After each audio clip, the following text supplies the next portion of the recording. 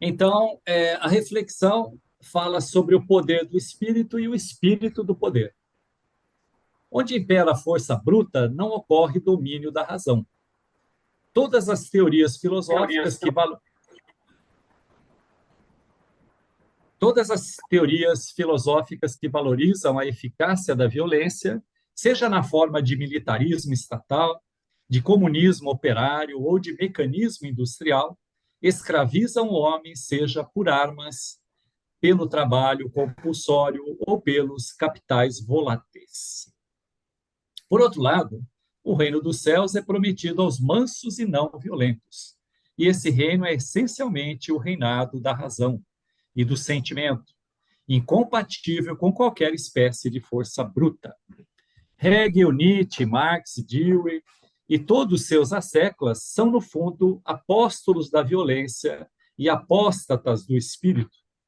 Por outro lado, Jesus, Francisco de Assis, Gandhi, Chico Xavier, Tolstói, Schweitzer e outros homens que ultrapassaram as fronteiras do mundo invisível ou do mundo individual e invadiram as regiões do universal ou do racional espiritual, abjuraram definitivamente toda e qualquer política de força física, porque sabiam e sabem de experiência própria que o poder do espírito começa lá onde termina o espírito do poder.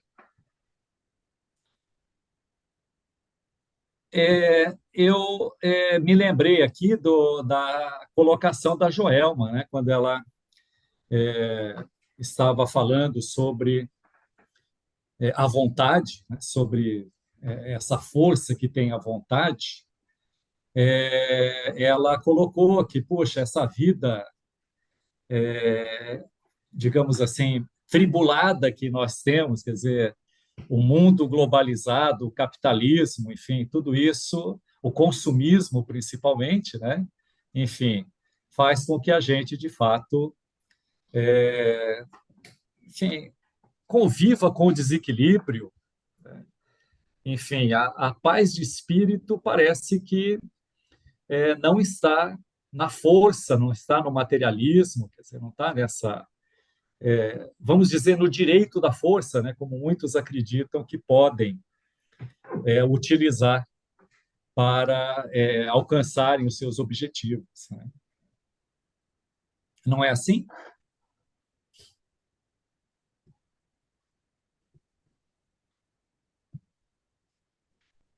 Muito bom.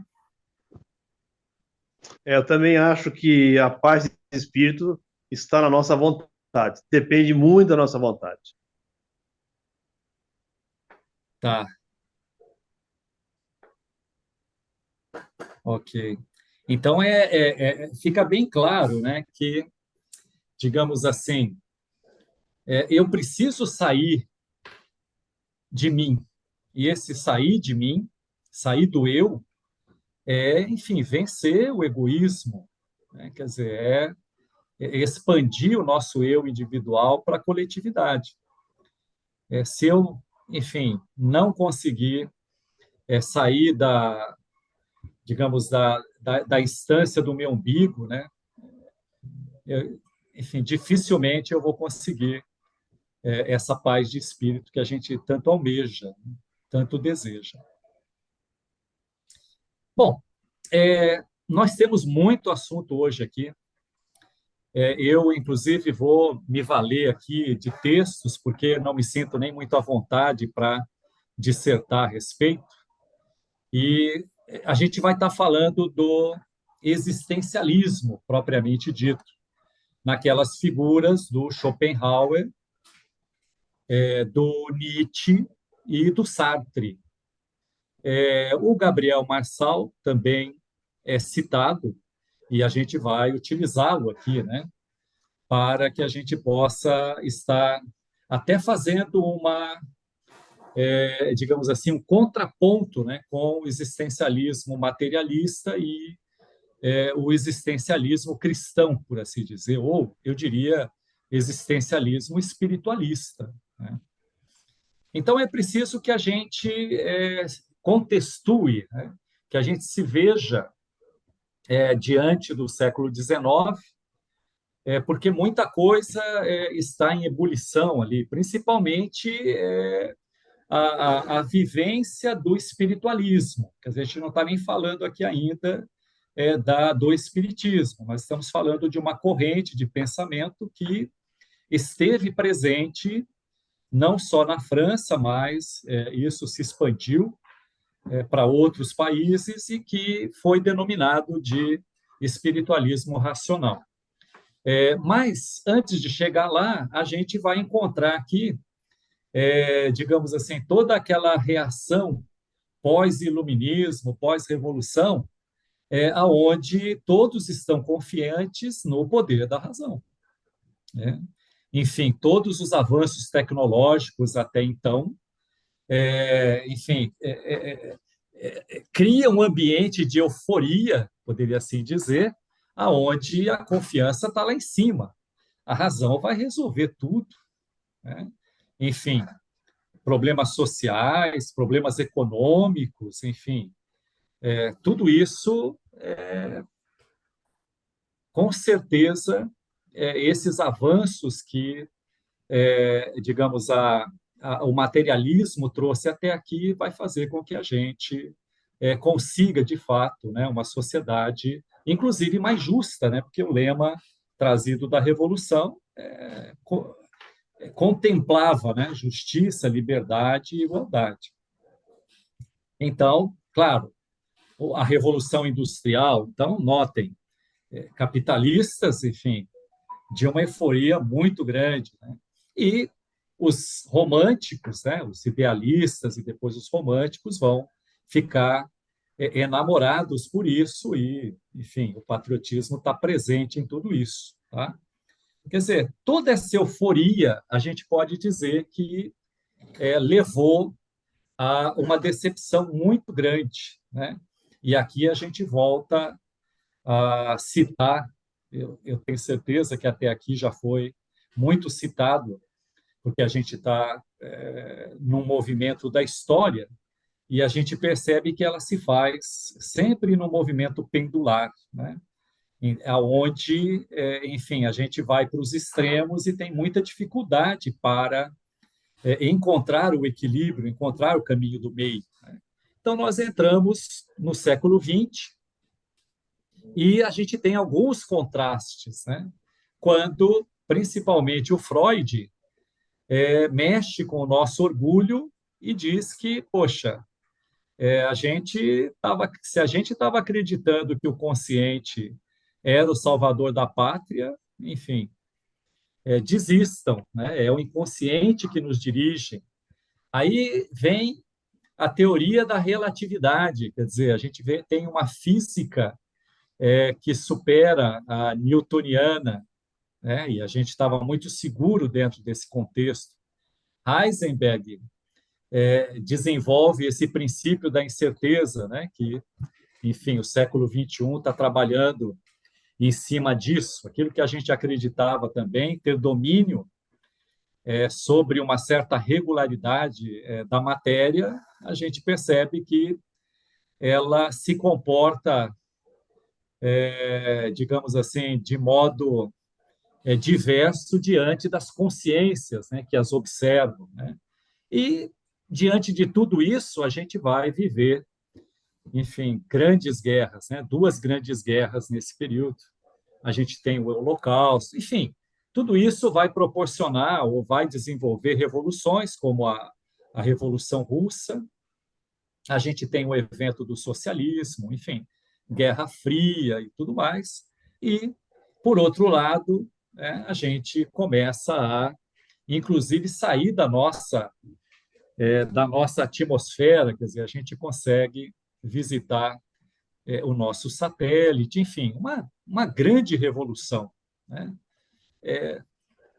E o resultado de tudo isso, né? Quer dizer, trouxe liberdade, trouxe igualdade, enfim, trouxe justiça social, enfim, corrida armamentista, medo, destruição, né? Degradação ambiental, temas tão presentes na idade contemporânea, né? Na idade presente. é tão presente isso em nós, ou, enfim, no nosso século, mas a gente tem muita dificuldade para encontrar resoluções plausíveis. Os discursos são fantásticos, né? A gente consegue encontrar discursos assim que de muito entusiasmo, né? Assim, euforia e tudo mais. Mas quando a gente vê na prática, a gente tem muita dificuldade, né? Então, todos esses eventos trazem para nós sempre reflexão, sempre uma necessidade da gente se voltar para nós mesmos, né, e buscar a compreensão do que é a vida, né? Enfim, esses avanços tecnológicos, né, pouco contribuíram para minimizar as desigualdades sociais. E esse antagonismo, né, fez com que a mentalidade intelectualista pensasse com menos arrogância os benefícios infalíveis dessa racionalidade científica que ia resolver todos os problemas, né? Sem valores éticos, tá? Não tem como a ciência, né, e a tecnologia contribuir para o desenvolvimento humano, né? Quer dizer, e esse desenvolvimento humano aqui, claro, é esse desenvolvimento que nos faz felizes, né? Desenvolvimento que nos faz sentir bem, quer dizer, em sociedade, né? Uma certa justiça, equidade social, né? Que a gente espera. A gente vive aqui nesse período, no século XIX, esse movimento chamado de expressionismo, que enfim, valoriza a vivência afetiva, né, e subjetiva como potência expressiva do indivíduo. Quer dizer, a arte, a estética, né, sempre proporcionou essa reflexão no indivíduo, né, para que ele se voltasse, digamos, para a existência, né, que a gente vai estar entrando aqui nessa questão do existencialismo. As características são a recusa do princípio da realidade objetiva, a exploração da vivência existencial, a possibilidade de recriar o percebido e a valorização da subjetividade, da criatividade e da expressão dos sentimentos, ao invés da simples reprodução objetiva da realidade, reconhecendo o aspecto irracional e emotivo de cada indivíduo. Então, tudo isso vai mexer com certos indivíduos, e aqui a gente vai inclusive se pautar no Schopenhauer, né? Então, nós vamos falar aqui com mais ênfase no Schopenhauer, porque ele é o filósofo da vontade, inclusive. Ele é um idealista, mas vão notar que entra nesse campo do existencialismo e vai principalmente inspirar existencialistas como Nietzsche, né? Como o Sartre e tudo mais. Então, no que consiste o existencialismo? O Mondin, né, que a gente apanhou lá numa instrução da Astrid Saeg, diz que o existencialismo é uma corrente de pensamento que concebe a especulação filosófica como uma análise minuciosa da experiência cotidiana em todos os seus aspectos, teóricos, práticos, individuais e sociais, instintivos e intencionais, mas, sobretudo, dos aspectos irracionais da existência humana. Então, a gente entende aí que essa instância inconsciente, né?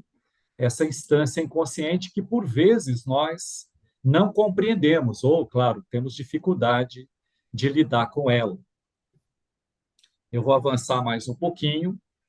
Característica do existencialismo é o método fenomenológico, né? Então, é a corrente existencialista, ela assimilou essa influência de Russell, principalmente, né? E propõe uma descrição dos fenômenos tais como eles parecem ser, sem nenhum pressuposto do que eles sejam em si. Então, abandonar um pouquinho essa concretude, essa realidade, né, objetiva e refletir sobre se de fato o que eu estou vendo é a realidade, né? E o ponto de partida é o homem. Então, sem o homem não há, digamos assim, realidade. Quer dizer, a realidade ela está no intelecto do homem, no entendimento do homem, enfim. Ou vamos avançar mais também na essência do homem, né? Como a gente pode compreender hoje com a ajuda, principalmente do existencialismo cristão. Bom, e as correntes do existencialismo, deixa eu buscar aqui de novo, okay? A gente aponta, né, o cristão, quer dizer, então a existência não tem origem do nada. Então, para o ateu, quer dizer, o indivíduo surge do nada, né, e vai para o nada. Para o cristão, não, não surge do nada, quer dizer, algo origina essa existência. E esse algo é o primeiro motor lá do Aristóteles, é Deus, né, para o existencialista cristão.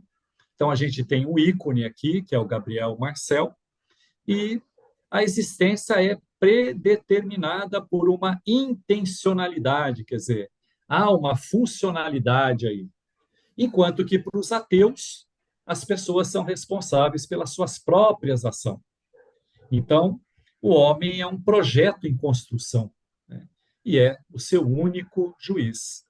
E o Sartre, né, que é o ícone do existencialismo ateu, por isso que, inclusive, a gente, quando ouve falar existencialismo, a gente pensa logo no existencialismo ateu, né, como sendo uma corrente de pensamento ateia, tá? Por quê? Porque quem desenvolveu isso enfim, com desenvoltura, inclusive, foi o Sartre, né? Então, que era um ateu. Então, cada pessoa é aquilo em que se torna consoante aquilo que faz, né? Então, eu surjo na existência e eu sou o responsável pela minha construção, né? Então, a existência aqui antecede a essência, tá? Eu vou caminhar mais um pouquinho, tá? E isso aqui acho que é o texto que está no nosso roteiro, né? No nosso livro que orienta, mas vamos descrever aqui. A partir da segunda metade do século XVIII, a filosofia adquire um componente melancólico, né, e frustrante, demonstradas pelos três filósofos tratados aqui nesse nosso estudo, que é o Schopenhauer, que vai valorizar a vontade no homem e coloca em evidência todo o seu pessimismo. O Nietzsche, que vai fazer apologia ao super-homem, e o Sartre, né, que, enfim, através desse tratado que ele desenvolve, que é o ser e o nada, ele coloca aí todo o seu niilismo, né, toda a sua descrença, né, numa essência, né, trilharam cada um a seu modo caminhos filosóficos de tendências sombrias, tá? Nossos filósofos se enfocam no negativismo dos séculos XVIII, XIX e XX, que é aquilo que nós conversamos aqui há pouco, no início. Cada um a seu modo. Esses pensamentos servirão de base para ideologias que sustentarão ditaduras, tá? Em contrapartida, há o materialismo pregado por essas correntes filosóficas durante o século XIX e as primeiras décadas do século XX, surge um movimento de reação ao positivismo em diversos países na Europa. Então, é aquilo que eu citei para vocês no início, né? Que é o espiritualismo. Então, assim, espiritualismo racional, o qual pretendia reacender o debate acerca de questões éticas e metafísicas, suprimidas pela doutrina positivista. A corrente espiritualista afirma que somente através da consciência podemos extrair os dados da investigação filosófica ou científica. rejeitando o materialismo exacerbado que dominava a época. Não só o materialismo exacerbado, mas sim o dogmatismo, né, das correntes religiosas ancestrais. Então, assim, a religião ancestral que trazia, digamos, o conceito não, o que trazia a necessidade de se pautar pela fé, em detrimento da razão, enfim, então ele vai combater. Então, esse é o propósito do espiritualismo nesse período. Por isso, racional, porque ele quer demonstrar essa necessidade do indivíduo se pautar pela moral, principalmente, pela psicologia, digamos assim, enfim, para não se frustrar, né, inclusive com os conceitos religiosos vigentes, né, que estavam levando, ou que vieram até aí, aliás, foram um estupim de todo esse movimento racionalista, né, que a gente está descrevendo aqui. Então, era importante o debate acerca de questões éticas e metafísicas, né, que foram suprimidas pela doutrina positivista. A corrente espiritualista afirma que somente através... eu já coloquei aqui, né? Eu já passei por isso aqui. Esses dados compostos não só pela reflexão interior do indivíduo, mas também por seus sentimentos, ideais morais e religiosos, né? Então, vão se destacar aqui, nesse período, o Victor Cossan, nesse espiritualismo. E o Henry Bergson, né, que vai se inspirar aqui justamente nesse movimento, que a gente vai falar um pouquinho aqui na frente, tá? Para valorizar a intuição. E o Schopenhauer vai trabalhar justamente essa questão, né? Aliás, o Bergson vai depois trabalhar principalmente a intuição, mas o Schopenhauer entende, né, que eu posso dar realidade a essa intuição. A gente vai ver um pouquinho disso, tá? Então, eu trouxe aqui alguns insertos, né, para que a gente possa compreender, porque é importante. Nós estamos falando do século XIX, e no século XIX a gente tem o evento do Espiritismo. E a gente vai ver que, quando eu me pergunto, ou se eu perguntar para as pessoas, dentro do movimento espírita, se a época era propícia para o nascimento do Espiritismo, a maioria vai afirmar isso que nós colocamos até aqui. Não, não era propício, em função do materialismo exacerbado e em função também desse domínio que vinha até então das religiões ancestrais, tá? Mas a gente vai ver que não é bem assim. Então, eu trouxe aqui, enfim, algum entendimento desse Victor Cossan, tá? Antes que o espiritualismo racional pudesse tomar lugar na universidade, preste atenção, e estender seu ensino ao curso secundário francês, surgiu na França um materialismo radical desde a Revolução Francesa, movimento este conhecido por ideologia, né? Termo criado pelo Conde de Tracy. Por isso que a gente colocou que o Schopenhauer é um ideólogo. Deixa eu colocar na energia aqui, porque... promovendo a moral sensualista, segundo a qual o prazer orienta o bem e a dor. Né? Quer dizer, o prazer orienta o bem e a dor orienta o mal. Ele, o espiritualismo racional, tomou lugar, abrindo caminho para o espiritismo, somente após a queda do último rei francês.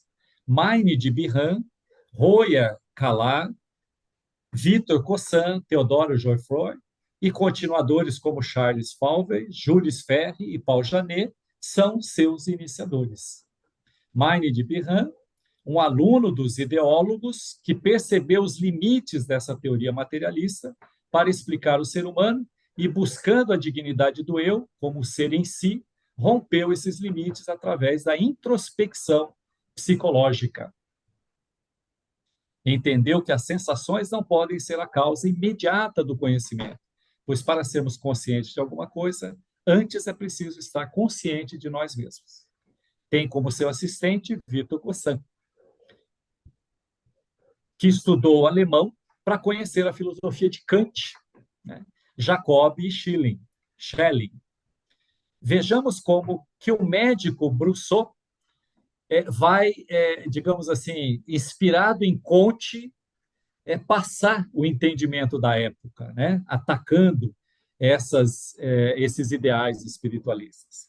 O senhor Gossan professa uma filosofia completamente obscura e que se compõe de ideias ao estilo de Kant e Platão. Como se o pensamento de Platão, o pensamento de Kant, né, quer dizer, não construíssem, né, não trouxesse para a gente, digamos, essa orientação no bem. Né? Quer dizer, é claro que é uma visão estreita, uma visão muito míope, né, e estritamente materialista dentro desse conceito. Né? E o Kardec, notem, né, aqui, notem, né, limites através da introspecção psicológica. E como é que nasceu a doutrina espírita? Ela nasceu como estudos psicológicos, né? Então, nasceu pautado nesse entendimento da época, que, notem, foi desenvolvido nas universidades, ok? E nas universidades foi trabalhado, né? Trabalhado métodos para instruir os educadores para estender para o ensino médio, enfim. Toda a rede de ensino, podemos assim dizer, esteve às voltas com o ensino do espiritualismo racional.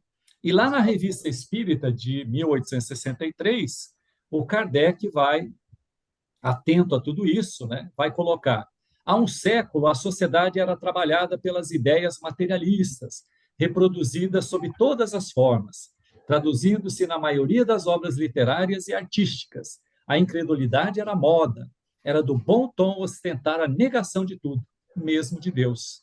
A vida presente, eis o positivo. Fora disso, tudo é quimera e incerteza. Vivamos, pois, o melhor possível, e depois advenha o que advier. Tal era o raciocínio de todos aqueles que pretendiam estar acima dos preconceitos e se chamavam, por essa razão, espíritos fortes.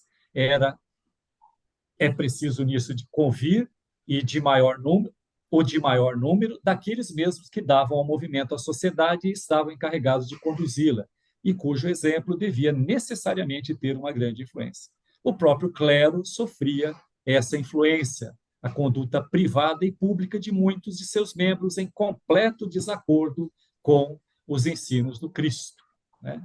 Então, notem que Kardec está atento a tudo isso, como que, digamos, na codificação espírita, ele tem noção de tudo o que está acontecendo, ele tem ciência do pensamento daqueles que construíam o conhecimento, que construíam o saber.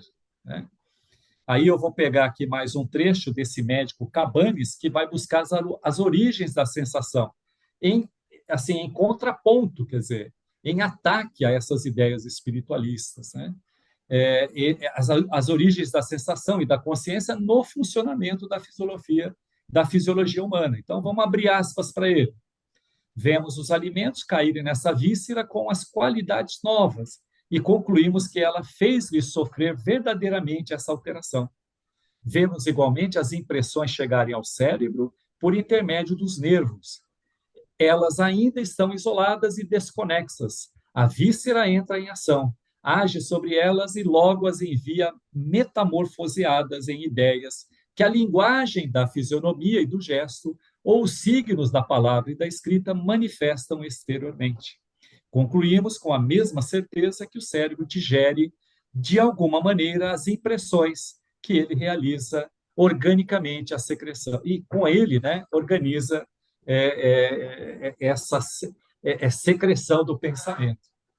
Então, quando a gente coloca que o materialista acredita que o cérebro expele enzimas, né, quer dizer, que o pensamento que a palavra, tudo isso, digamos assim, é uma excreção, uma secreção do cérebro, notem, esse é o pensamento, digamos assim, lato, né, do movimento existencialista ateu, né, movido pelo racionalismo da época. Gente, eu estou tentando aqui correr um pouquinho, porque eu noto que é tanto material e a gente, enfim, não nota o tempo passar.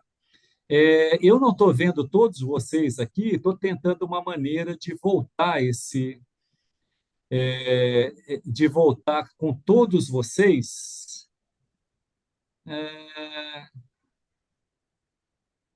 Será que seria o standard? Tem um stop de vídeo aqui, né? Mas Eu estou precisando muito fazer uma observação. então faça. É porque eu não estou vendo. Na verdade, eu só consigo ver vocês se eu ficar passando aqui. Eu não consigo colocar todos. Eu vou tentar ser bem rápida. Eu sabia que eu ia ter problema a partir dessa lição para frente. Ah, Por é? quê? É, porque está sendo colocado de uma forma que vocês estão misturando todos os gatos no mesmo balaio. Isso está muito incorreto. Muito incorreto. Só vou falar na questão do tempo, não vou nem falar das teorias. Porque você veja, Allan Kardec, Marx, o Comte, o Schopenhauer viveram na mesma época. Agora, você botar nesse balaio o Sartre, o Heidegger, gente, isso é um absurdo. Colocar o Sartre, o Heidegger com esse último médico aqui, que é de 1808 que o cara morreu, gente, está muito errado. Era um Desculpa, pouquinho. mas está demais, não está casando. O Sartre é existencialista ateu, tudo bem. É difícil, às vezes, a gente, como religioso, aceitar as teorias do Sartre. O Heidegger, para explicar para vocês, quase que eu desisti da faculdade por causa dele. Porque ele é tão difícil, que eu não consegui entender nada do que ele fala. Com muito tempo depois, eu consegui, a partir de outros textos dele mais velho, porque o Heidegger jovem é diferente do Heidegger mais velho. Então, quer dizer, botar essa gente toda no mesmo balaio e dizer que eles são materialistas, gente, isso é uma forçação de barra absurda. Não, é um desrespeito com a filosofia, com tudo. Temos que Mas ficar no século XIX, que é onde estava o Kardec. E depois eu realmente desconheço como que a filosofia espírita, né, se eu desenvolveu. deixei. Eu não conheço essa parte. Agora, a parte da filosofia tradicional eu conheço um pouco. E não tem como fazer isso que está sendo feito. Colocar todo mundo no mesmo balaio, desculpa. Pessoal, eu deixei de compartilhar um pouquinho, porque, sinceramente, eu estou meio perdido aqui com a. Agora eu voltei aqui, eu estou conseguindo ver vocês. E, sinceramente, desculpa, mas eu não sabia nem quem estava falando, me perdoe. Oi, oi. Quem estava falando sou eu.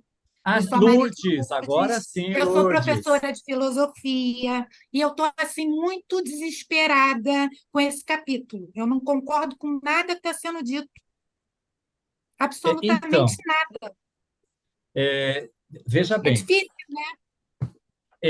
Sartre e Nietzsche foi inspirado por digamos, por Schopenhauer, inclusive, é onde a gente vai entrar. Eu estou tentando colocar, Sim. Lourdes, e você me ajude, por favor, o contexto do século XIX. Quer dizer, esse é o contexto do século XIX. E estou Não, tentando trazer para a é gente. isso que eu estou reclamando. Desculpa, estou interferindo na aula e tal, mas é porque Nietzsche, Sartre e Heidegger não são do contexto do século XIX. O Nietzsche ainda pega um pouco. Mas são Agora, botar influenciados por. Sartre dos anos 60, Sartre junto com a escola de Frankfurt, com Mas, Adorno, Lourdes, você tem o fenomenologia aí antes, é muita coisa que está sendo colocada num balaio só. Eu não posso aceitar um negócio desse, está ficando doida a coisa. Ok, Lourdes, olha, Tirar Sartre e Heidegger, pelo menos, desse balaio. mas quem que colocou No eles no restante, tudo mesmo? bem. É você que está colocando eles no mesmo, Não, na eles estão mesma no mesmo época. capítulo, eles estão sendo citados aqui. Essa Assim, primeira cita... reflexão aqui, que diz que, olha só, vou ler textualmente: Hegel, Nietzsche, Marx, Dewey e todos os seus séculos são, no fundo, apóstolos da violência e apóstatas do espírito. Falar isso de um filósofo como Sartre, como Hegel, cara, é muito desrespeito. É é, muito desrespeito com a obra desses filósofos. a gente respeita, Lourdes, a gente respeita a Essa sua reflexão opinião, aqui está desrespeitando. a gente respeita a sua opinião, mas é o resultado, digamos assim, nós vivemos hoje o resultado desses pensamentos, o que eles puderam. Tudo que nós temos hoje é resultado desses filósofos aí, do materialismo, desses filósofos citados. Não, nós Gente, estamos. A construção do conhecimento se faz através, digamos, dessa junção. Nós estamos falando aqui, a pode gente está. fazer desculpa, mil vezes desculpa, mas o que a filosofia mais prega e ensina é que a gente não põe um monte de filósofo no mesmo balaio. Isso é um absurdo. Vocês estão juntando gente que não tem nada a ver com o outro. Teorias bem diferentes. Como você mesmo citam aí no livro, existe o Gabriel Marcel, que é um filósofo francês que é cristão. Então, existem Isso. várias formas de existencialismo, e o existencialismo ele é dos anos 50. Sartre ele vai escrever dos anos 50 para diante. Ele não tem nada a ver com o século Mas, XIX. mas ele Ele é é um existente. Nietzsche é influenciado por Schopenhauer, Nietzsche influencia Sartre, todos os filósofos influenciam mutuamente, Então, mas mas é daí você isso. colocar Calma, eles no mesmo Cidinha. Calma, balaio, Lourdes. Mas, não Lourdes, a gente não está colocando ele na mesma época. A gente vai falar, vai colocar aqui a filosofia de Schopenhauer, que vai influenciar Nietzsche e que vai influenciar Uhum. Sartre. É isso. Eu só quero deixar muito claro, porque eu não posso não falar isso, porque eu estou sendo antiética se eu não falar. Pelo tudo que eu já, né, trabalhei com filosofia até hoje. Eu só peço, pelo amor de Deus, para então no Schopenhauer. Não segue, não. Porque esse segmento que está sendo feito. Eu sei que isso não é você, Mauro, eu sei que isso foi estudado, eu respeito, claro, obviamente, todo o trabalho que foi feito. Né? Vocês tomaram Bergson como ponto para privilegiar a filosofia espírita, acho isso muito bacana e brilhante, mas tem umas coisas aí que estão sendo feitas, alguns detalhes aí que estão meio que desmerecendo o trabalho de vocês. Entendeu? Esse é meu desespero. Quando Sabe, você fala assim muito muito superficialmente sobre filósofos tão importantes para toda a cultura ocidental, isso é muito sério. a Isso gente é não tem sério. dúvida, a gente não tem dúvida, Lourdes, da importância desses filósofos. Sartre, a gente sabe que não teve ninguém à altura da Pois sua é. intelectualidade, mas o que ele traz Sim. para a gente é o nada. Olha só, deixa eu deixar claro, eu não estou babando o ovo desses filósofos, até porque eu também critico muito a filosofia de matriz europeia, filosofia alemã, francesa. Eu atualmente tento estudar filosofia africana, outros pontos da filosofia, mas eu só estou pedindo, por favor, para trabalhar com mais cuidado a obra de Nietzsche, Sartre e Heidegger, que são filósofos de uma envergadura assim, imensa em toda a cultura ocidental. Eles não podem ser tratados. Ok, Por exemplo, aí vocês não estão citando Adorno, Benjamin, né? mas Estão Lourdes, deixando de fora outras teorias que conversam com Sartre, conversam com Heidegger. Então, isso e, não é legal fazer isso. mas Lourdes, nós temos 25 aulas para falar, Eu sei, para observar. compreendo. Então a gente teve que elencar, a gente teve Sim, que escolher. mas aí eu estou falando dos juízos de valor. Quando você bota eles juntos e coloca eles como materialistas, como responsáveis por que está acontecendo hoje, isso é juízo de valor. Isso não se pode fazer com nenhum filósofo. Legal, Lourdes, gostaria de conversar com você à parte, né, fora da aula, porque você tem Sim, sim, muito para contribuir com a gente, né? Sim. Então, enfim, eu até me penitencio aqui, porque a minha ideia até aqui era simplesmente mostrar que, nesse período do século XIX, havia esse movimento do espiritualismo racional, que, enfim, que entrou na universidade, espalhou até pela América Latina, no Brasil, inclusive, entrou, e que é algo que praticamente nós desconhecemos. Eu estou praticamente Sim, tomando contato há pouco tempo, sim. né? Então, Então, assim, eu quero pedir primeiro desculpa, mas é que eu não podia ficar sem falar essa observação. Eu pouco conheço também desses filósofos espirituais, foi um dos motivos para eu vir para o curso, porque eu acho que são importantes, eles precisam ser trabalhados. Agora, me deu um desespero. Esse capítulo tem alguns argumentos aqui que podem, inclusive, atrapalhar esse trabalho bonito que vocês fazem. Então, isso me deu desespero. Eu não ok. quero desrespeitar ninguém, nem quero atrapalhar a aula, desculpa, mas eu Então, tinha que falar Lourdes, isso, senão eu ia ter um troço. eu vou pedir uma gentileza para você, que quando você observar isso, você entra em contato com a gente antes. Quer dizer, É, eu não, pois dá, é, dá, desculpa, eu não dá tinha para a lido gente. direito essa aula, não li. Oi? Eu não tinha lido com antecedência, Enfim, então por mas isso que eu então cometi. vamos escolher um outro momento, né, Tá, tá, para tá, gente tá. Não, tratar sobre isso, ok? perfeito, Que perfeito. É a porque eu gente, entrei em estado de choque, desculpa. a gente vai agradecer, inclusive, né? Tá Bom, eu certo. vou voltar a compartilhar, mas assim, então, esclarecendo a ideia, eu até estava correndo demais, enfim, porque é algo que a gente quer pontuar para que a gente depois possa investigar e a gente possa refletir a respeito. Existem aqui muitas obras que estão vindo agora à baila, né? Estão sendo editadas em cima do conhecimento desse período. Quer dizer, não havia período mais propício para que o Espiritismo nascesse.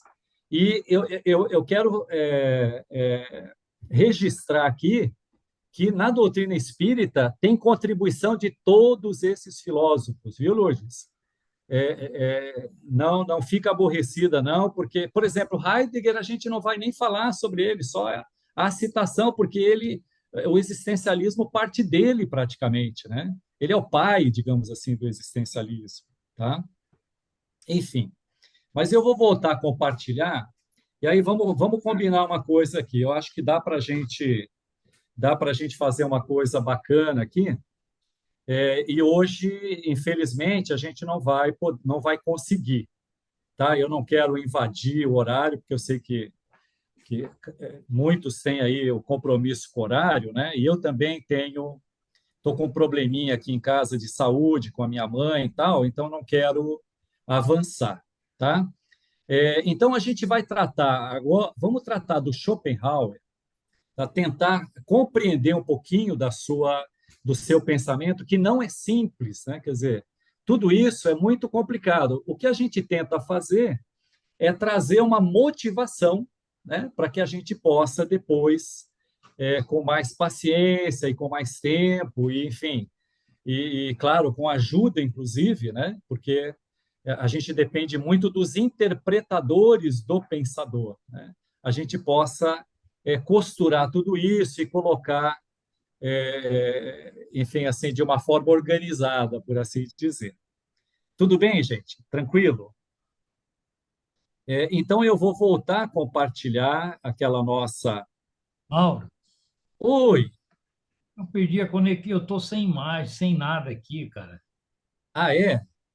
Eu não estou sabendo voltar, mas tudo bem, eu vou escutando. Eu não tenho imagem, não tenho nada. Eu estava prestando atenção aí Faz o na. seguinte, Iraí. Aqui fala, Sa, saia inscreva-se. Ah, tá. Eu vou sair e entrar. saia e entre novamente, Perfeito, perfeito. Vou ok? tentar. Perfeito.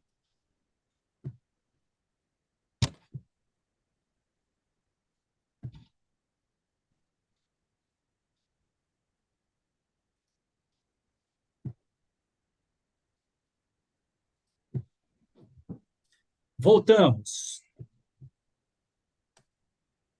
Opa, deu certo, Mauro. Deu certo? Que bom. Obrigado. Então, para Schopenhauer, quer dizer, a obra mais importante dele, né, que, aliás, é aquilo que se traduz no meio acadêmico como filosofia do pensamento único, né, é o mundo como vontade e como representação. É uma filosofia como gênero de saber caracterizado pela explicitação discursiva de uma intuição.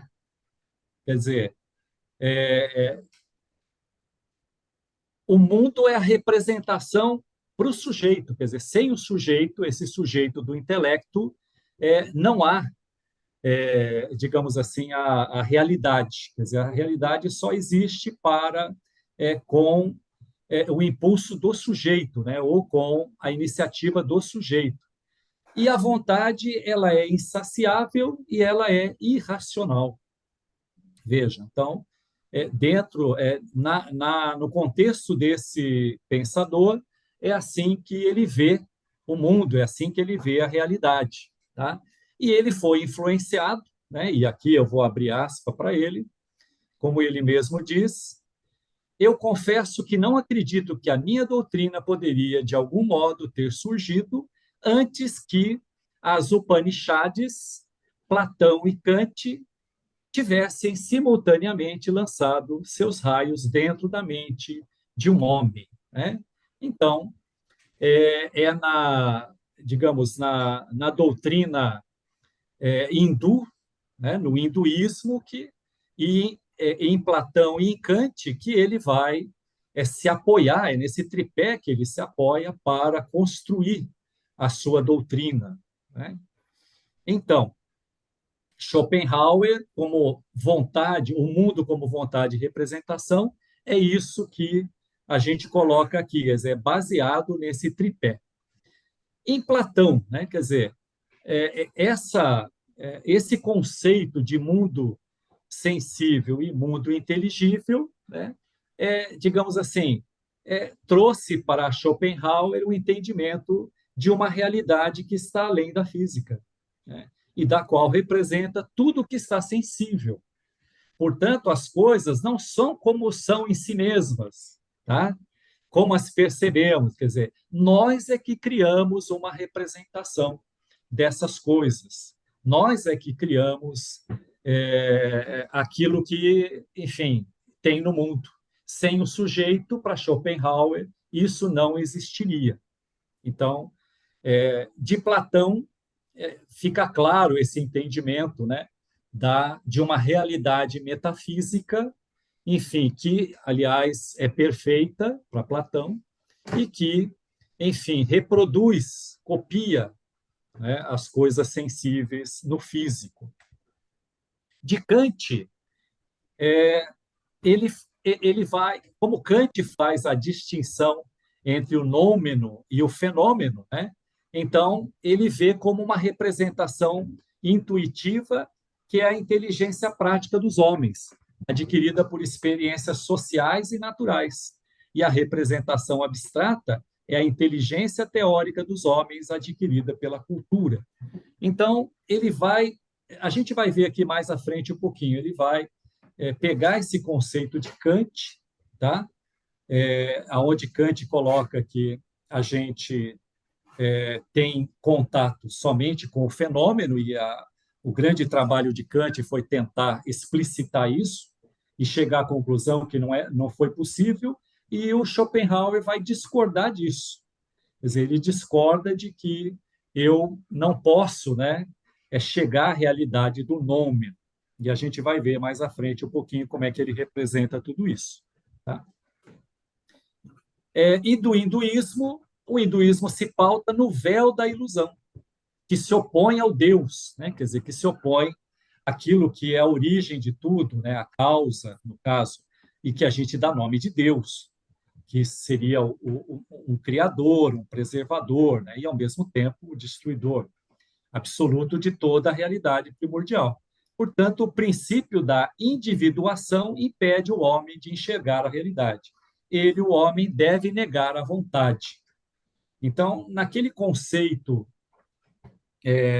do véu de Maia, né, que representa as ilusões, né, é a ilusão do mundo, né, representado pelo véu, e a gente, para se iluminar, e o budismo deixa muito claro isso quando a gente tem, inclusive, a imagem do Buda, né?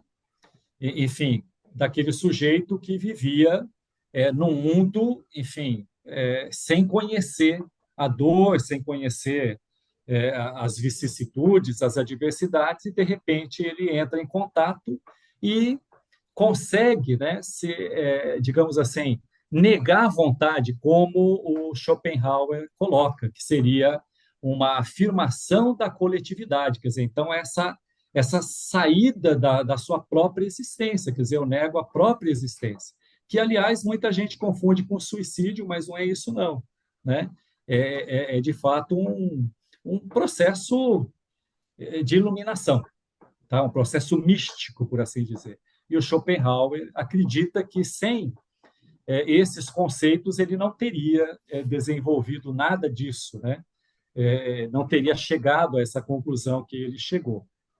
Então, graças a Kant, graças a Platão e graças a os Vedas, né? Os versos Vedas, que são exatamente esses Upanishads aqui.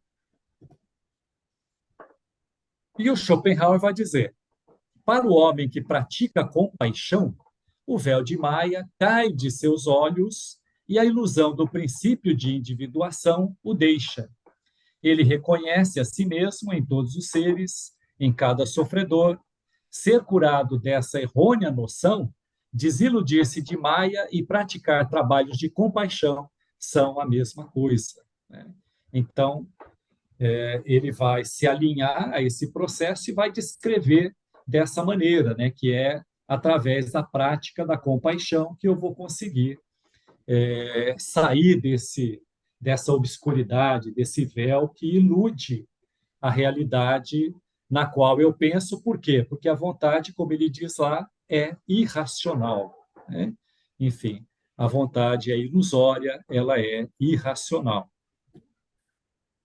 Então, filosofia do pensamento único. Né? Então, eu trouxe aqui alguns trechos, né, das aulas de um professor, do professor Oswaldo Giacoia, né, excelente professor de filosofia, para a gente poder tentar, digamos, ir interpretando e compreendendo para entrar no pensamento do Schopenhauer, do filósofo.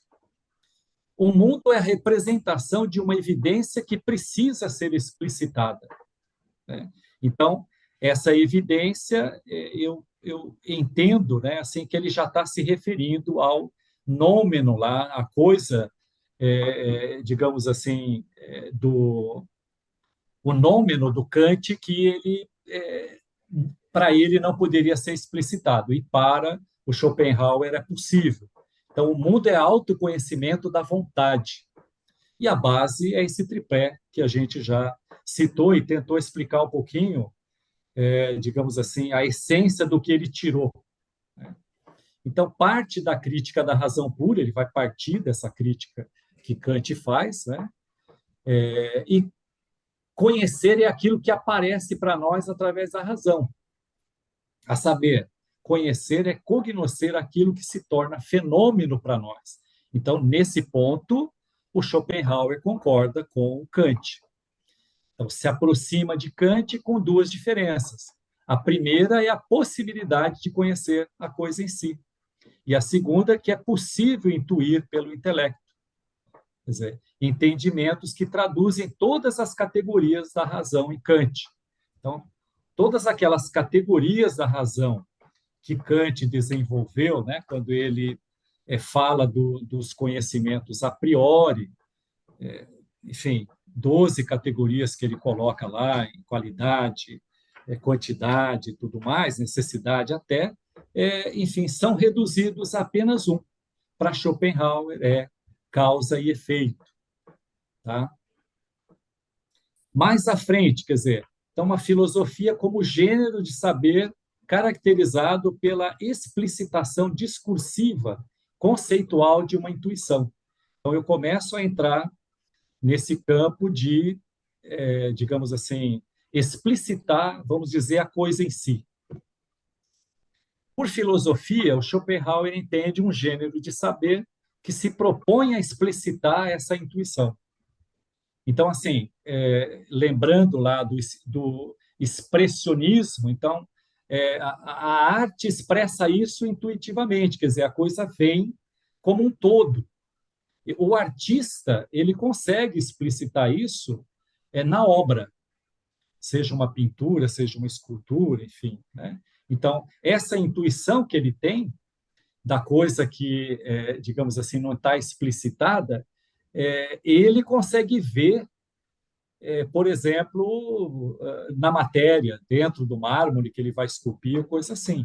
Esse é o artista, né?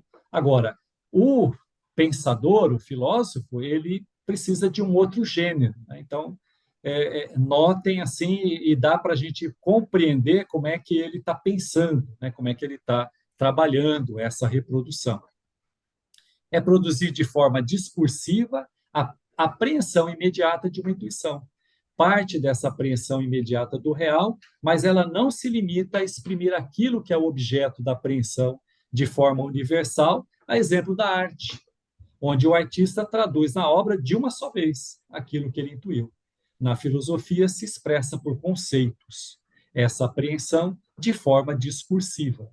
Portanto, a primeira parte do conhecimento único, o nexo causal do mundo da ciência, a cadeia que atravessa o universo da representação, é organizado pelo espaço e tempo, né? E estruturado pelo princípio da causalidade. Então, claro, nós só conseguimos mesmo definir as coisas e distâncias e movimento e força e tudo mais, porque nós estamos, claro, inseridos no espaço e tempo, né? Então, assim, a intuição que vem fora disso precisa ser explicitada, né, por um princípio de causalidade.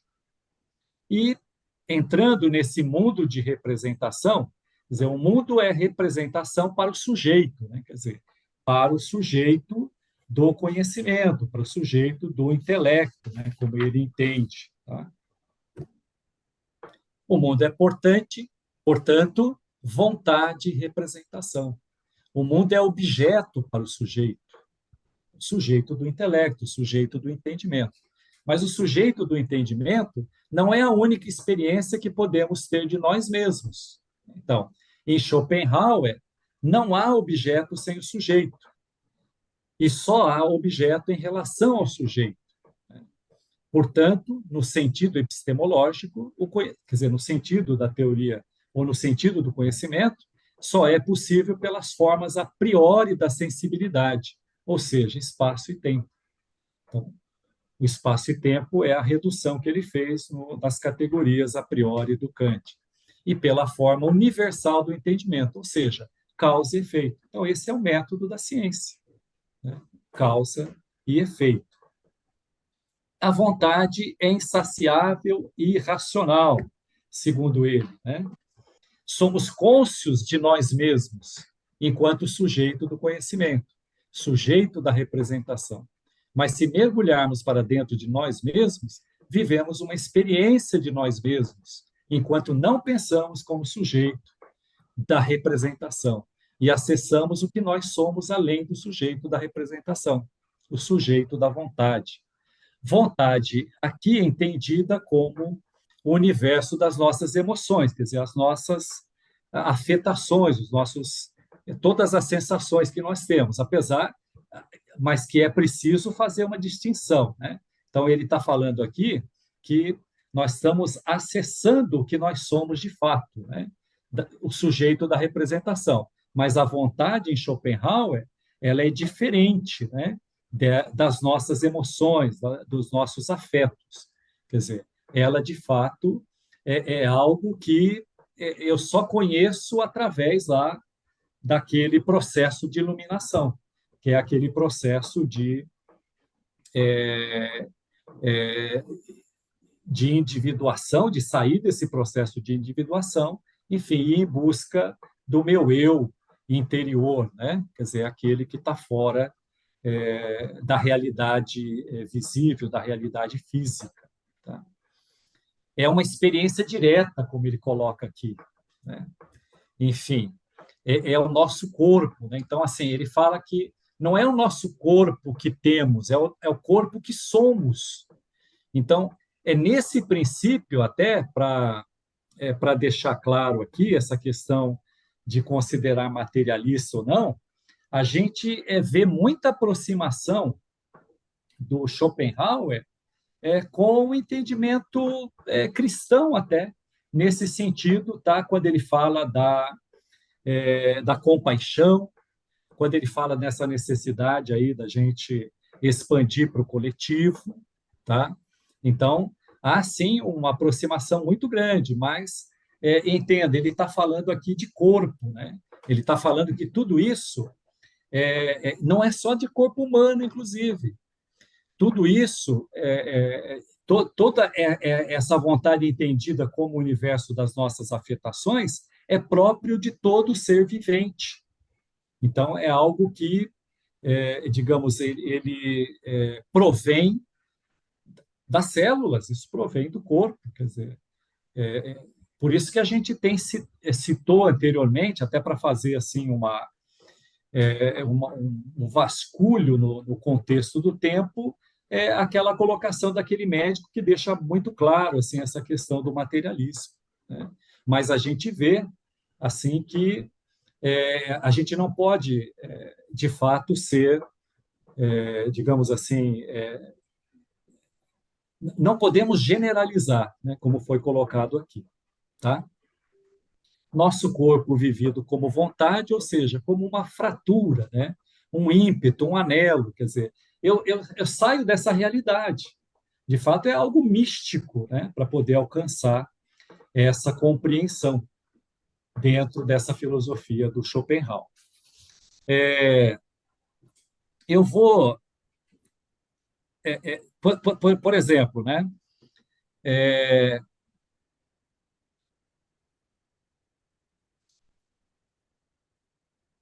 o que nós acessamos quando não pensamos como sujeito do conhecimento? Acessamos, de fato, aquilo que nós somos, que é o sujeito da vontade, né? E, quer dizer, mergulhamos no íntimo do nosso corpo, podemos ter uma experiência direta desse nosso corpo. É quando ele não concorda com o Kant e diz que é possível chegar na coisa em si, que é essa vontade, e é o que nós somos de fato. E essa vontade, de novo, ela é irracional, quer dizer, e esse insaciável por quê? Porque quando eu invisto, né, nesse processo de buscar o entendimento da realidade dentro das minhas emoções, dos meus afetos, quer dizer, ela nunca vai se saciar, ela nunca vai chegar a essa compreensão da realidade. Por que ela não vai chegar à compreensão dessa realidade? Porque ela imediatamente vai acessar, digamos, um ponto acima desse desejo, né? Então, é aquilo de você ter uma meta, quer dizer, buscar um objetivo, e ao alcançar aquele objetivo, você imediatamente já está pensando, né, em algo, num prazer maior, podemos assim citar, podemos assim dizer, né? E essa questão dele afirmar que a gente pode chegar a esse nível de entendimento, de conhecer a nós mesmos, a realidade em si, eu preciso me afastar de tudo isso. Eu preciso anular essa vontade, né? Quando eu sou o sujeito da representação, né? Das minhas emoções e dos meus afetos. Tá? É quando ele vai chegar à conclusão de que um caminho é o ascetismo, né? Que ele vai buscar aqui nessa filosofia oriental. Então, o ascetismo, ainda que essencialmente fenômeno da vontade, cessa de querer. E o que quer que seja, foge a qualquer apego da vontade. E não importa o que, e procura fortificar continuamente no seu coração a mais perfeita indiferença por tudo. Né? Então, esse vácuo, né, que o budismo coloca, enfim, esse véu de Maia, que é, de fato, o que o hinduísmo propõe, que é preciso a gente se despir dele, enfim, através disso que Schopenhauer acredita que a gente pode acessar a realidade. Quer dizer, a gente só vai conseguir acessar a realidade de fato, que ela é a vontade, e essa é a vontade que de fato representa, através do ascetismo. Esse processo, né, ele vai descrever, começa na contemplação estética pela idealização, não importando onde e em que tempo o sujeito esteja. Então, percebam, né? É indiferente, né, como ele coloca aqui, se ele vê o pôr do sol de uma prisão ou de um palácio. Então, veja, né? Como é estar, digamos assim, nesse estado de contemplação, fora do tempo e espaço, como ele coloca aqui. Então, eu posso ilustrar isso colocando que eu posso muitas vezes estar em paz de espírito, eu posso estar no céu, né? Posso estar num verdadeiro céu, interpretado aqui como essa realização espiritual, a mesma aqui na Terra, no planeta de provas e expiações. Tá? Então, a gente nota aqui que, enfim, o pensamento desses filósofos, eles não estão assim tão, digamos assim, desprezados pelo espiritualismo. Não, de forma alguma, né? É preciso a gente compreender que tudo contribui. E o propósito principal desse programa, né, que nós estamos aqui, de fato, proporcionar para a gente esse entendimento, para que a gente possa refletir e compreender se, de fato, o Espiritismo, né, é uma síntese da filosofia tradicional. Se ele vem numa forma de esclarecimento, digamos assim, até sem como eu poderia dizer assim, né, como uma filosofia de fato, porque ele não é nem compreendido por isso, porque ele não tem esse modelo, né, da filosofia acadêmica e tudo mais, né? O Kardec procurou fugir disso, inclusive, ele observa isso, tá? Mas ele, digamos assim, busca tudo aquilo que foi desenvolvido até então. Por isso que a gente queria colocar que foi propício esse surgimento, porque esses movimentos todos proporcionaram essa ocasião, tá? Que Kardec viu, inclusive, muito favorável para que tudo isso ocorresse. E termina na ética, primeiro pela compaixão e, finalmente, através da ascese, pois a mortificação é o reconhecimento de que ele é apenas um fenômeno, algo ilusório que poderia não ser. Né? Então, a realização do ser, né, aqui em Schopenhauer, passa por esse caminho. A busca da realidade, o entendimento da realidade esse, através do ascetismo, né, e através dessa explicitação de uma intuição, né, de forma discursiva. Aniquilar a vontade não é suicidar-se, pois o suicida quer a vida, não está descontente senão das contradições em que a vida se lhe oferece. Destruindo o corpo, não renuncia ao querer viver, mas unicamente ao viver. Cacilda. Frase forte. Eu vou deixar de compartilhar aqui, vou voltar aqui para a gente se ver, porque se a gente não se vê, fica muito estranho, né? E queria propor para vocês, né, a gente negociar aí com o Ricardo, tá? Assim, uma nova oportunidade para a gente voltar a esse assunto. Quer dizer, a ideia era, assim, discorrer sobre o contexto do século XIX, do século XX, trazendo isso que é apontado no nosso material, trazido pelo Vitor Cossan, enfim, merece um aprofundamento, sabe? Merece que a gente desmembre isso um pouquinho mais, porque faz muito sentido, né? E a gente vê que isso teve uma vida muito curta, né? Eu estou falando do espiritualismo racional, né? Porque eu peguei até uma anotação aqui para a gente tentar, eu vou buscar aqui no meu celular, para mostrar para vocês, para aqueles que não tiveram contato ainda,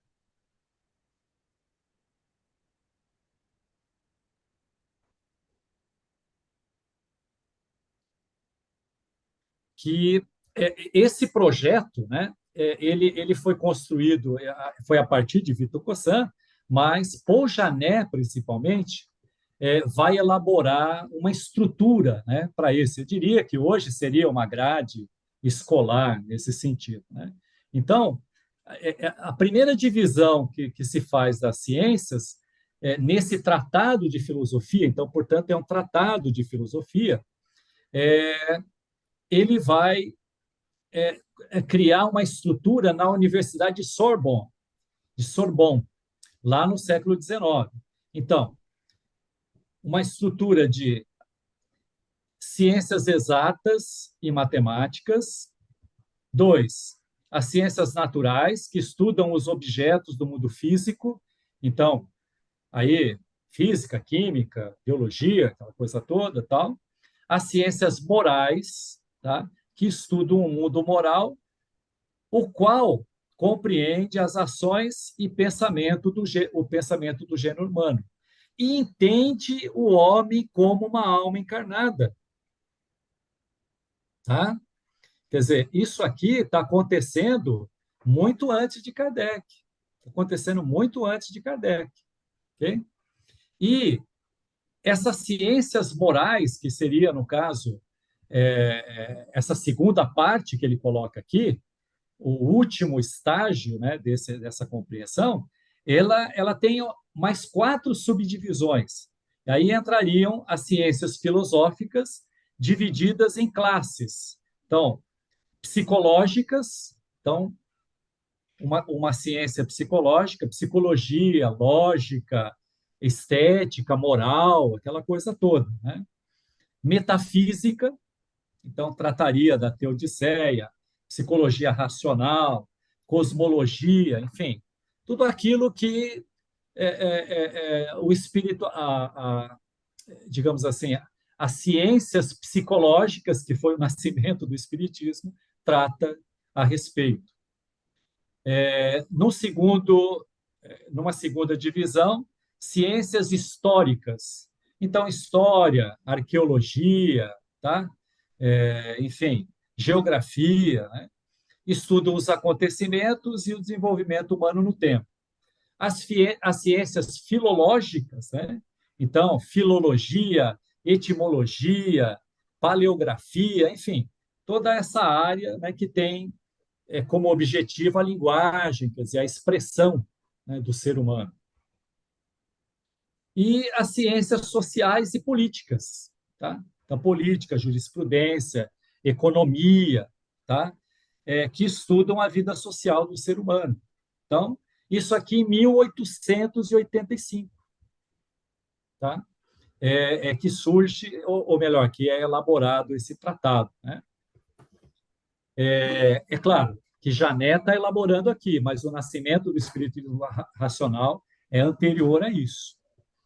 Então, é importante para a gente, eu penso que essa compreensão, até para a gente poder elencar dentro desse estudo que nós estamos fazendo, e como a Lourdes, inclusive, enfim, ajudou a gente aqui, né, nessa advertência, né, que ela coloca, tal, e cá entre nós, tá, Lourdes, a gente não pensa dessa maneira. Então, você vai nos desculpar no sentido de que eu até, como eu disse, eu me penitencio aqui de não ter sido claro. A gente não despreza nem a filosofia de Sartre a gente despreza, né, nesse sentido. Até porque nós professamos uma doutrina, né, que é também existencialista. Então, o espiritismo também é existencialista, ok? Então, de novo, eu vou repetir, quando a gente diz assim, existencialismo, a gente vai logo pensando no existencialismo ateu, porque foi Sartre quem desenvolveu tudo isso, tá? Mas, enfim, nós também, digamos assim, somos existencialistas, né? Então, quer dizer, a gente é existencialista, existencialista e essencialista ao mesmo tempo. A filosofia espírita é isso, tá? E, claro, digamos, construída através do desenvolvimento de todos esses pensadores. Dentro do estatuto do nosso Instituto, né, de Filosofia Espírita, a gente tem um propósito, e firmado, inclusive, de elaborar um curso como esse de pedagogia espírita. Porque a gente sente falta aqui dos pensadores, dos educadores, né, assim, que, digamos,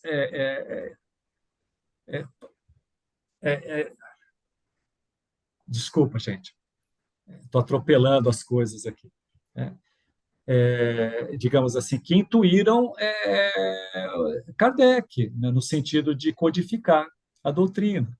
Então, a gente vai ver um caminho aí muito fértil, né, passando pela filosofia, porque, digamos, isso está embrenhado, não tem como. A gente vai tratar, você está tratando de pedagogia, você está falando de filosofia. Então, é um propósito nosso nesse sentido, tá? De trazer também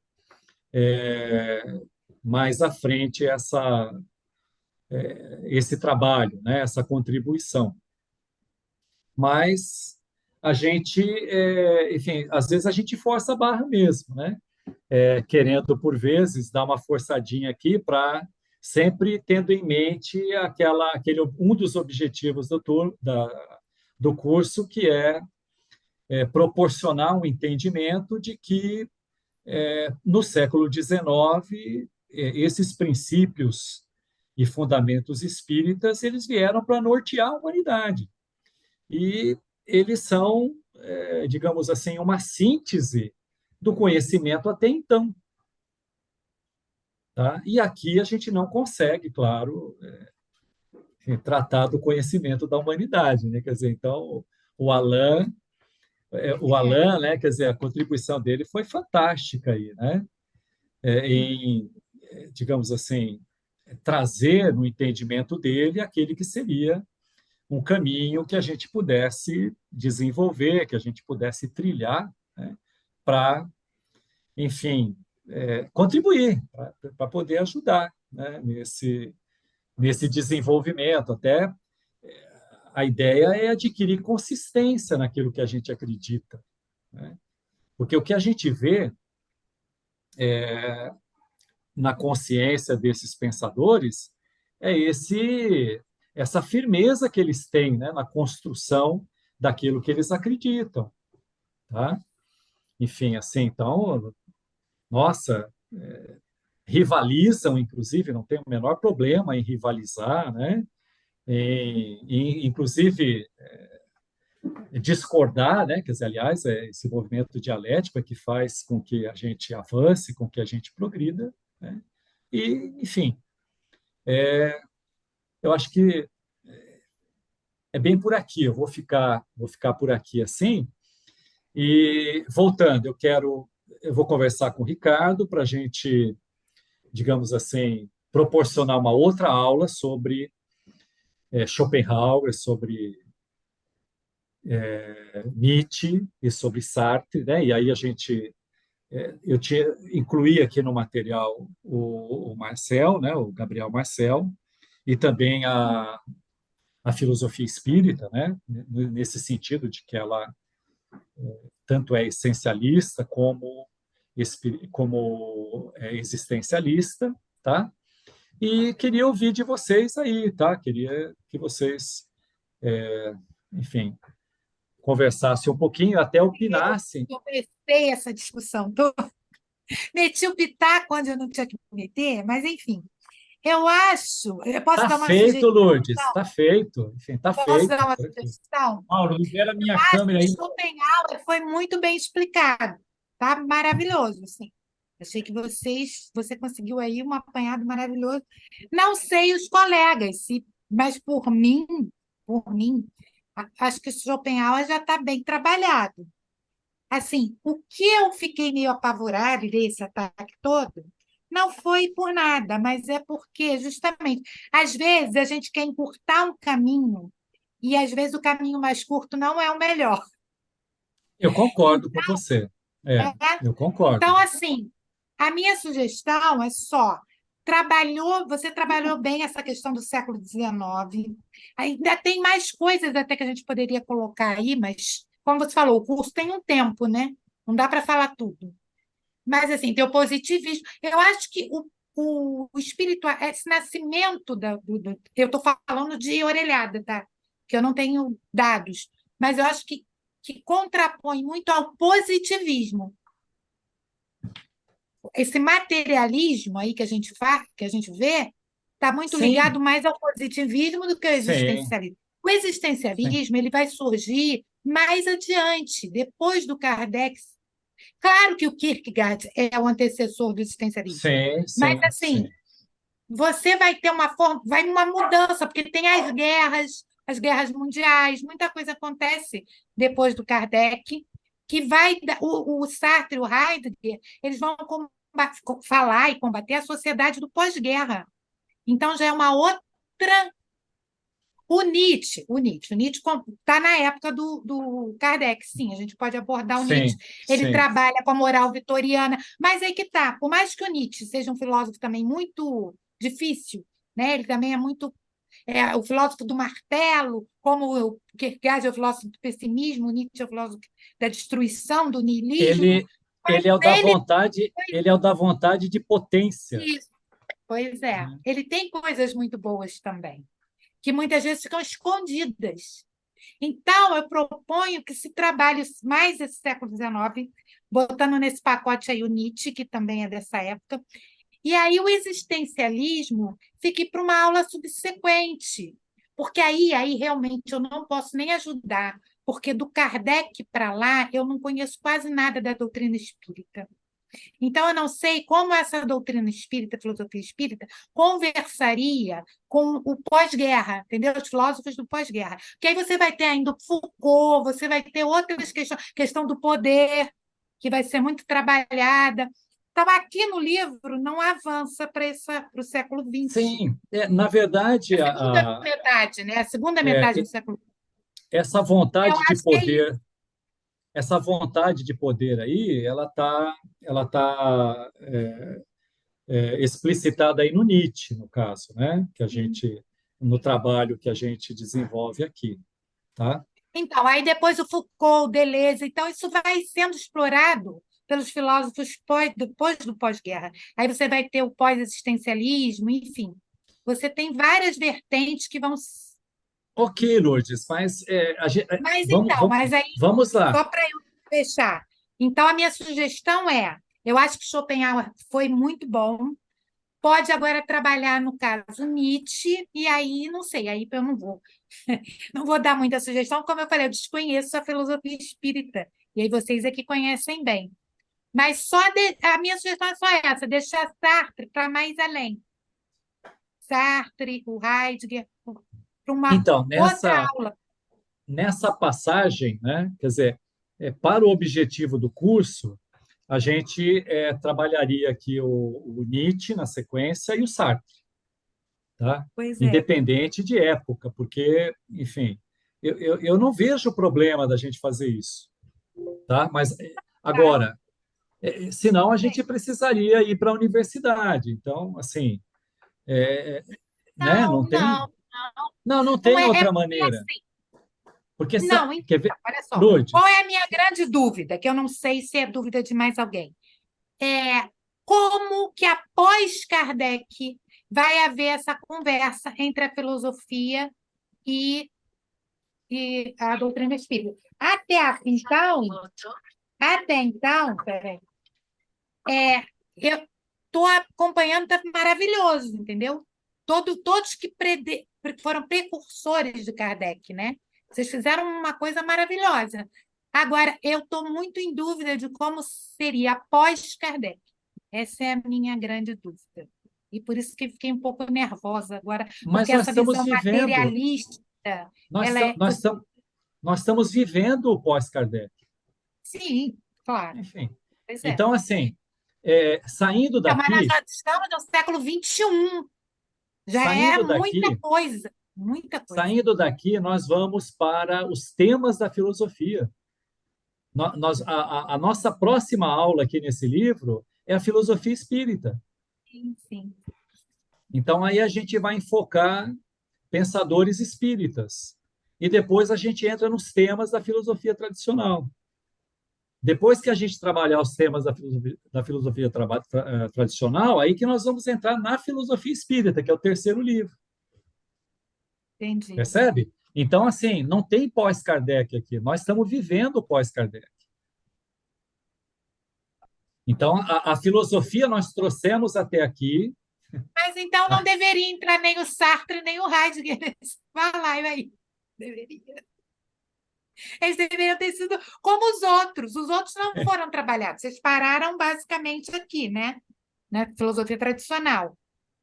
Eu Então, só mas só o Sartre concordo que. com um amigo meu, eu desconcordo de Lourdes, colocar o Sartre e o Heidegger. Só o Sartre que avançou, poxa vida, né? O Heidegger a gente só citou, não vai nem falar dele. O Então, Sartre a mas o gente. Sartre, avançando, ele ficou meio que solto nessa história, porque ele é de um período de outros filósofos, de outros. Como você. Olha, uma coisa que eu acho lindo que vocês fazem, essa contextualização. Você não falou sobre o século XIX, das grandes questões do século XIX? O Sartre ele já é das grandes questões do pós-guerra. Ele já é de um outro contexto filosófico, vamos dizer assim.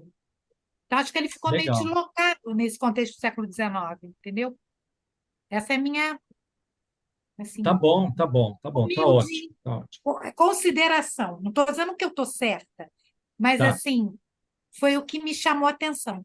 Então vamos lá, olha. Enfim, eu inclusive vou precisar, gente, vou precisar sair, tá? Assim, vamos combinar então. É como se a gente anulasse essa aula. Então vamos dizer, o que valeu aqui foi de fato a interferência da Lourdes, tá? A gente, enfim, eu tenho a agradecer aí, eu tenho a agradecer a interferência, tá? Não, que isso, Mauro. Eu E fico até tirar chateada de falar isso. e A aula tirar sobre Schopenhauer proveito. foi maravilhosa. Como que você vai descartar a aula do Schopenhauer? Não, vamos refazer isso, como se a gente tivesse descartando, tá? Então a gente na programação a gente dá uma arrumadinha. Nós estamos no final mesmo do livro 1.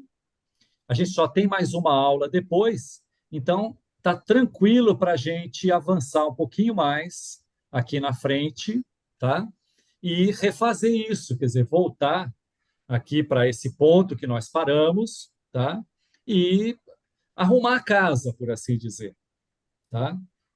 O que vocês acham?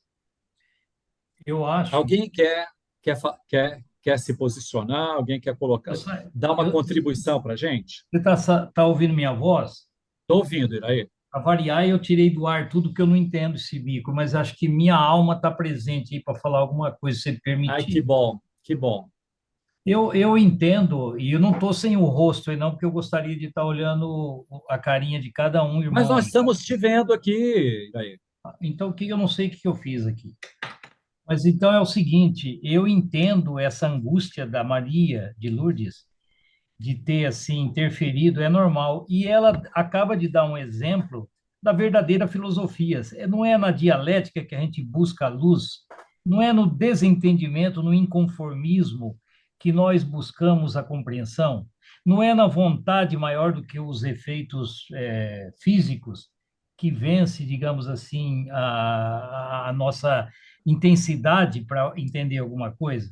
Então, eu acho que essa aula não deve ser repetida, porque ela trouxe digamos, uma incompreensão da colega Maria de Lourdes, é normal, foi super construtivo, não é? E talvez haja, sem ela perceber, eu estou aqui, se eu errar, Maria me perdoe.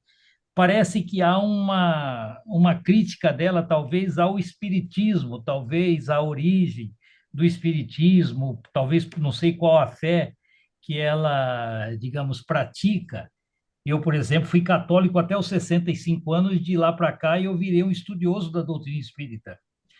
E só completando, e acho que o ecumenismo da doutrina espírita, em aceitar todas as religiões, não seria diferente na origem dela se ela foi favorecida pelo existencialismo, ou pelo sentimentalismo, ou pela feitiçaria, o que fosse, o que seja. Então, eu acho que é válido, ô Mauro. Eu agradeço essa divergência aí e não queira, na minha opinião, não sei se os colegas também concordam, essa aula para mim foi super rica.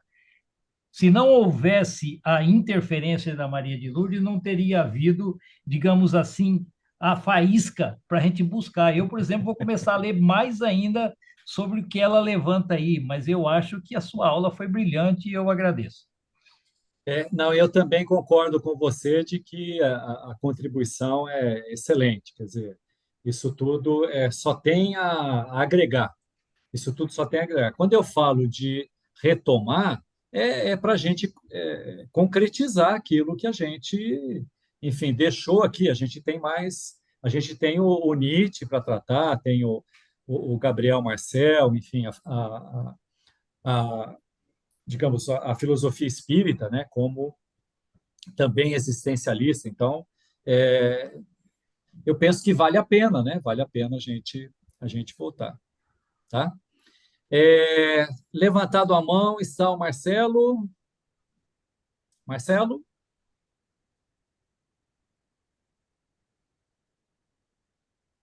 Tá sem som, Marcelo. Não estamos ouvindo, Marcelo.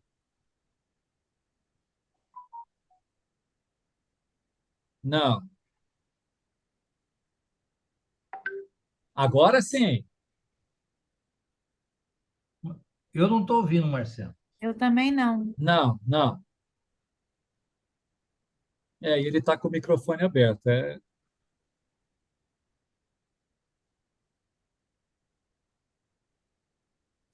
Não. Alguém mais quer? O Marcelo está tentando Ó, eu já falei demais, mas eu vou falar muito rapidinho. Só para o Iraí. Não tem nada a ver com religião, não, Iraí. Eu, Não. durante muitos anos, não tive religião nenhuma.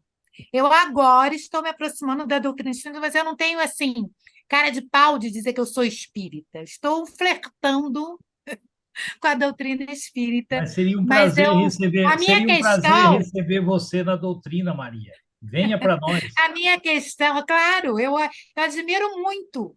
E esse curso está me fazendo compreender um pouco melhor, né? Agora, Agora a está minha questão saindo? foi só com a filosofia. Pronto, acabei. Vai lá, Marcelo.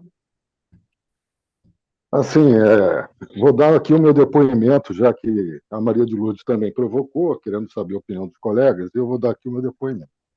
fui aluno do curso também de Filosofia Espírita na turma 39, né? E de lá para cá a gente às vezes se mete a besta aí, dá alguma aula e tal, porque os dirigentes acreditam, eles têm essa fé, né? né? Enfim, e um dia vocês vão estar aqui também.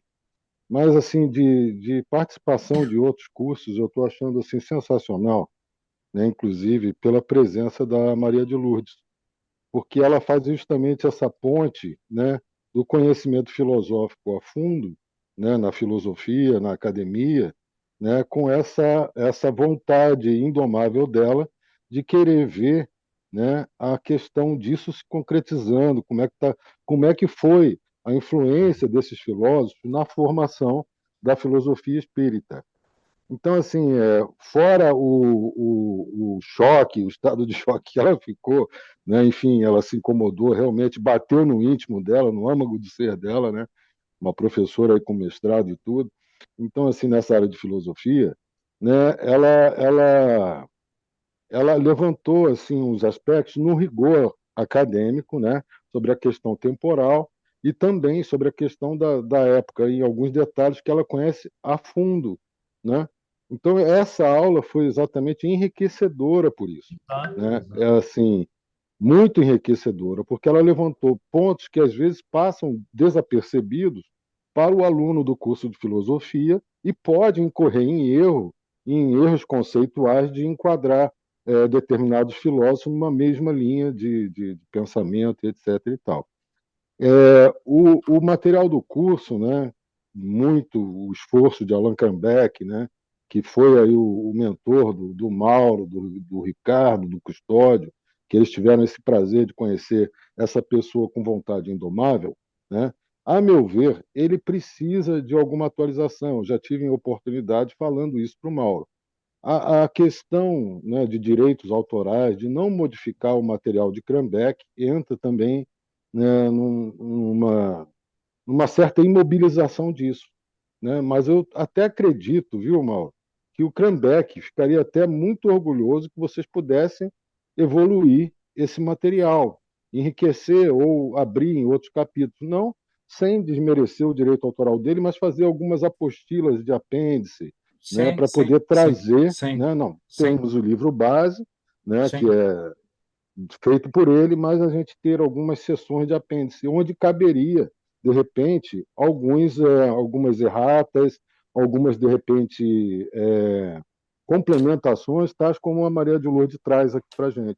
Então, isso Legal. sempre vai enriquecer, né? E a Maria de Lourdes, tenho certeza, né, que com esse profundo conhecimento que ela tem da filosofia, ela vai agregar muito e ela vai, inclusive, nos dar luz, né, melhorar essa ponte que existe entre a filosofia e tradicional da academia com a filosofia Ok. espírita.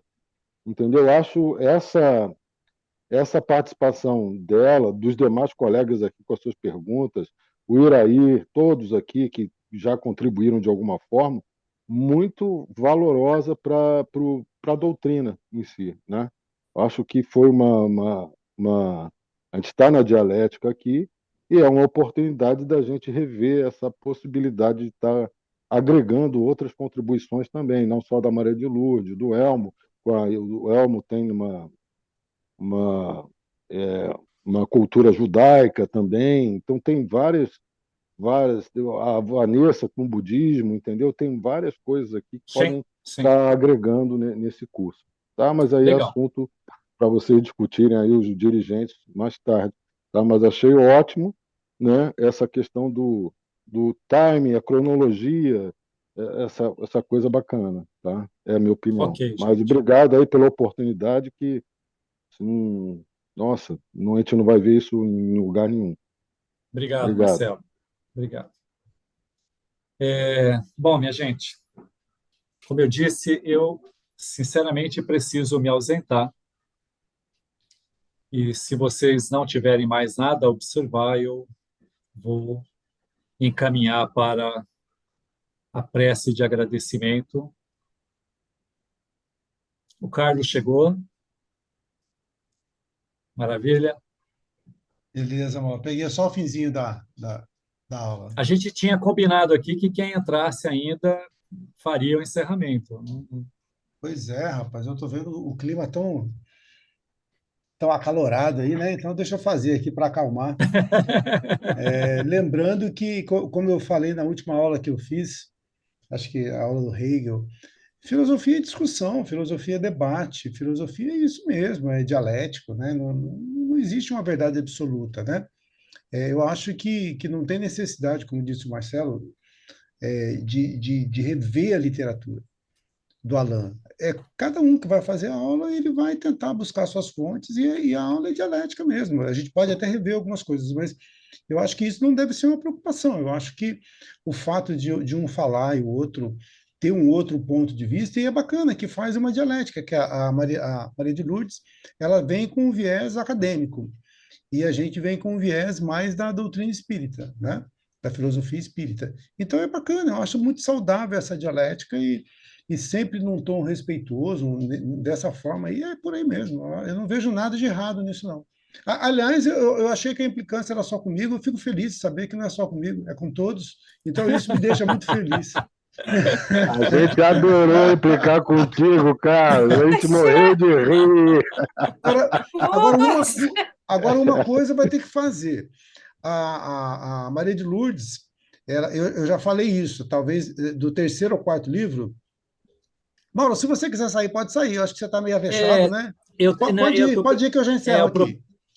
Na verdade, minha mãe teve aí um problema, tal, e a gente está desde a tarde um pouco correndo com ela, tal, e aí agora eu vou precisar mesmo. Vai lá, vai lá que eu encerro aqui, tá bom? Obrigado, gente, valeu. Valeu, Mauro. Depois a gente se comunica lá no grupo, combinado? Abraço. Abraço. Então, a professora, ela vai...